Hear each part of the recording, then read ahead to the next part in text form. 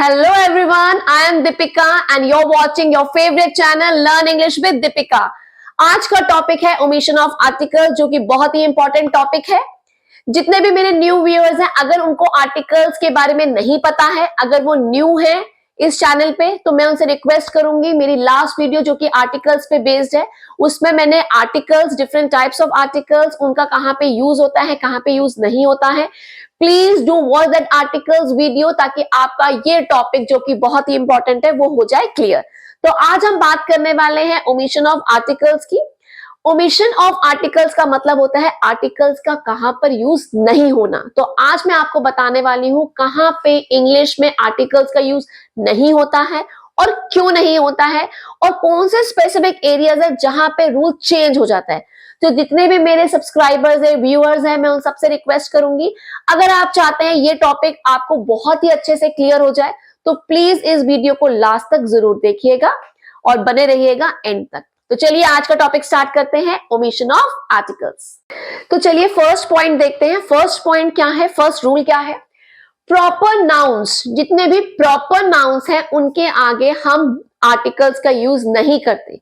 Proper noun जैसे कि किसी पर्सन का नेम, मैंने कहा Raghav, Raghav is my friend, तो मैं एक पर्सन की बात कर रही हूं जिसका नाम राघव है। So we are not going to use any article before it.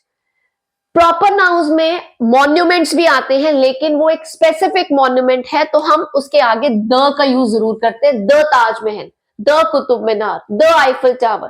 तो जब भी हम मॉन्यूमेंट्स का यूज करेंगे वी विल यूज द, लेकिन जब भी हम प्रॉपर नाउन्स में हम किसी पर्सन का नाम यूज कर रहे हैं, we are not going to use any article before it. ऐसे ही प्रॉपर नाउन्स में बात करें, हम सिटीज की बात करें, हम कंट्रीज की बात करें, हम कभी भी सिटीज या फिर कंट्रीज के आगे हम नहीं लगाते कोई भी आर्टिकल। जैसे कि अगर मैं कोलकाता कहूं, we are not going to use any article before it. अगर मैं इंडिया कहूं, चाइना कहूं, I am not going to use any article before this any country. Why? Because उनके आगे कभी भी कोई आर्टिकल नहीं लगता।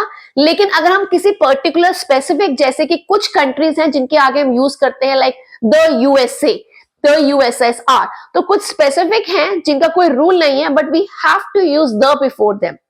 आई hope the first point is clear. Now let's talk about second rule. Second point है अनकाउंटेबल नाउन्स। अनकाउंटेबल नाउन्स होते हैं जिनको हम काउंट नहीं कर सकते, जिनको हम काउंट नहीं कर सकते। लाइक शुगर, शुगर जो है हम काउंट नहीं कर सकते। We can bring it in KGs. कुछ मिल्क है तो लीटर में लाते हैं, but it is not countable, हम उनको काउंट नहीं कर सकते। जो अनकाउंटेबल नाउन्स होते हैं उनके आगे भी हम कोई आर्टिकल नहीं लगाते। Like sugar is in jar, so there will be no article. लेकिन अगर हम पर्टिकुलर उसकी अनकाउंटेबल नाउन की बात करें तो we have to use article the. For example, the sugar in jar is less, तो मैंने कहा जो शुगर जार में है वो कम है, तो I am talking about a particular quantity of sugar which is there in the jar. एक पर्टिकुलर शुगर की बात कर रही हूँ जो जार में है। इन दैट सिचुएशन, जब हम पर्टिकुलरली किसी चीज की बात करते हैं, चाहे वो अनकाउंटेबल है, in that case we can use. But अगर हम जनरल हम बात करते हैं, स्पेसिफिक बात नहीं करते, so there will be no article here. Sugar का शुगर रहेगा, ऑयल का ऑयल रहेगा, मिल्क का मिल्क रहेगा, कोई भी अनकाउंटेबल नाउन है, we are not going to use any article before it. Now let's talk about third rule. So now let's see third rule. Third rule है abstract nouns. जितने भी abstract nouns हैं जिनको हम touch नहीं कर सकते, we can only feel them because they are feelings and emotions or some state. तो जितने भी abstract nouns हैं उनके आगे भी हम articles का use नहीं करते। जैसे कि wisdom, wisdom is better than strength, तो ना ही हमने wisdom से पहले कोई article use किया है, ना ही कोई strength से पहले article use किया है। जब भी एब्स्ट्रैक्ट नाउन होगा we are not going to use any article before them. But अगर हम बात करते हैं एक पर्टिकुलरली एब्स्ट्रैक्ट नाउन की जो कि रिप्रेजेंट कर रहा है या रेफर कर रहा है किसी भी पर्सन को या किसी भी प्लेस को या किसी भी नाउन को, then we are going to use the. Like the wisdom of Solomon is great, तो विजडम हम बात कर रहे हैं किसकी? सोलोमन की। तो in that case we are referring to a particular noun, हम उस इंसान की बात कर रहे हैं, उस इंसान की विजडम की बात कर रहे हैं, and here we are going to use the article. Now let's see the next one, plural, जो कि काउंटेबल नाउन है। कोई भी प्लूरल हो जिनको हम काउंट कर सकते हैं, like children are making noise, so there will be no article here because we are talking in general context. जब भी हम general context में बात करते हैं, plural है वो और countable है. children जो है plural है, उनको हम count भी कर सकते हैं, लेकिन हम यहाँ पे article का use नहीं करेंगे. लेकिन अगर हम बात करते हैं specific की, अगर हम particularly एक group of children की बात कर रहे हैं, the children of 5th A are busy, तो हम बात कर रहे हैं बच्चों की जो 5th A के हैं वो बिजी हैं, then we are going to use article the. चलिए नेक्स्ट रूल देखते हैं. नेक्स्ट पॉइंट है 5th पॉइंट, लैंग्वेजेस. जितने भी लैंग्वेजेस है, English, French, German, Spanish, any language, we are not going to use any article before them.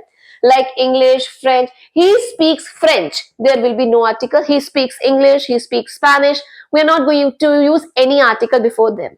Next one is subjects. जितने भी subjects हैं, like English, Hindi, Math, Science, Social Studies, whatever, जितने भी subjects हैं, we are not going to use any article before them. Like he likes science, no article here.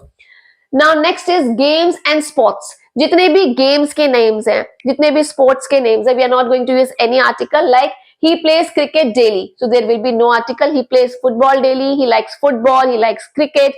So we are going, if we are using any games or sports, we are not going to use any article before them. Now let's talk about the 8th rule, meals. Meals जो है हमारे खाना, जो हम एक particular time में लेते हैं, like dinner, lunch, breakfast. So any meal we are referring, we are not going to use any article if they are used in general. But if specific, then we are going to use article the. Look at the examples. I will see you at dinner. तो मैं आपको एक dinner पे मिलूंगा, तो मैंने यहाँ पे preposition का यूज भी किया है और मैंने डिनर को एक मील को भी रेफर किया है. So we are not going to use any article before the meals. लेकिन अगर मैं कहती हूँ the dinner was tasty yesterday, जो हमने डिनर कल खाया था वो स्वाद था, it was tasty, so I am referring to a particular dinner which I had it. तो जब भी आप एक पर्टिकुलरली रेफर कर रहे हैं, you are going to use article the. So now time to learn next rule. Rule number 9, relations. जितने भी relations होते हैं, father, mother, uncle, aunt, any relation, we are not going to use articles. उनके आगे articles का use नहीं होता है. जैसे कि uncle wants to invite you, तो there will be no article here. Companies के name, जितने भी companies के name हैं, उनके आगे भी कोई article नहीं आता. जैसे my friend got a job in Microsoft. मेरे फ्रेंड की जॉब माइक्रोसॉफ्ट में लगी. जब भी किसी कंपनी का नेम आएगा, there will be no article before it. Abbreviation, जितने भी अब्रीविएशंस होते हैं, अब्रीविएशंस होती हैं शॉर्ट फॉर्म. जितने भी शॉर्ट फॉर्म्स होते हैं, उनके आगे भी आर्टिकल्स नहीं आता. जब हम डॉक्टर लिखते हैं DR, there will be no article before it. अब यहाँ देखें, UNESCO was found long back, तो हम यूनेस्को की बात करें जो कि एक शॉर्ट फॉर्म है, so there will be no article before this. Now schools, universities और कॉलेजेस की बात करें, उनके आगे भी हम आर्टिकल्स का यूज नहीं करते हैं. जैसे कि he studies at Oxford school, वो ऑक्सफोर्ड स्कूल में पढ़ता है, there will be no article here. Oxford school से पहले कोई आर्टिकल, या कोई, अगर मैं कॉलेज की बात करूं तब भी कोई आर्टिकल नहीं आएगा. मैं यूनिवर्सिटी की बात करूं, कोई आर्टिकल नहीं आएगा जब हम कॉलेज, स्कूल या यूनिवर्सिटीज की बात करते हैं. Now let's talk about certain phrases. कुछ फ्रेजेस ऐसे होते हैं जिनके आगे हम आर्टिकल्स का यूज नहीं करते. कुछ फ्रेजेस ऐसे होते हैं जिनके आगे हम आर्टिकल्स का यूज नहीं करते, जैसे to leave office, to catch bus. There are so many other phrases जिनका जब आप री यूज करेंगे, अपनी लैंग्वेज में लाएंगे उसका यूज, तो डेफिनेटली वो आपको प्रैक्टिस से जरूर आएगा. क्योंकि मैं हर बार आपसे एक ही बात कहती हूँ, English comes only with practice and also by listening. जितना आप वीडियोस देखते हैं, आपकी लर्निंग इंप्रूव होती है. जब तक आप उसको प्रैक्टिकली अपनी लाइफ में अप्लाई नहीं करेंगे, आपकी इंग्लिश इंप्रूव नहीं होगी. तो सुनने के साथ साथ उसको प्रैक्टिस भी करिए, ताकि आपकी लर्निंग इंप्रूव हो और आपका जो स्पीकिंग है और आपकी जो राइटिंग है वो भी इंप्रूव हो simultaneously. Now let's talk about next point, months and days. जब भी हम मंथ की बात करते हैं, डे की बात करते हैं, we do not use any article before them. जैसे कि any day, Monday, Tuesday, Wednesday, या फिर हम कोई भी मंथ की बात करते हैं, जनवरी, फरवरी, मार्च एंड सो ऑन, तो हम डेज और मंथ से पहले भी हम कोई आर्टिकल नहीं लगाते. I will see you on Monday, no article. I will meet you in January, no article. तो जब भी हम डेज या मंथ की बात करेंगे तब भी हम आर्टिकल का यूज नहीं करेंगे।